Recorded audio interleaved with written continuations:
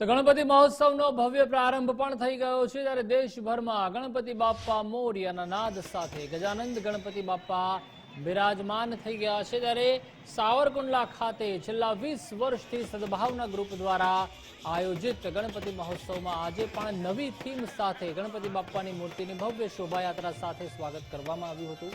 ભવ્ય laser live theme પર ભવ્ય આતિશબાજી સાથે ફાયર શો પણ રાખવામાં આવ્યો હતો। ત્યારે જનમેદની વચ્ચે ગણપતિ મહોત્સવનો શુભારંભ કરવામાં આવ્યો।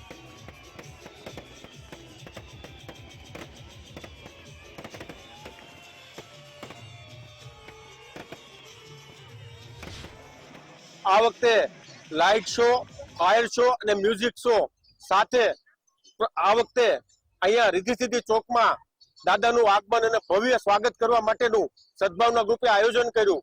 આ આયોજનમાં સાવરકુંડલાની જનતાએ ખૂબ મોટા પ્રમાણમાં સહકાર આપ્યો અને પરમ પૂજ્ય ઉષા મૈયાના ખૂબ ખૂબ આશીર્વાદ રહ્યા, જેના કારણે આટલું બધું પબ્લિક અહીંયા આવ્યું અને દાદાના પ્રથમ દર્શન કર્યા।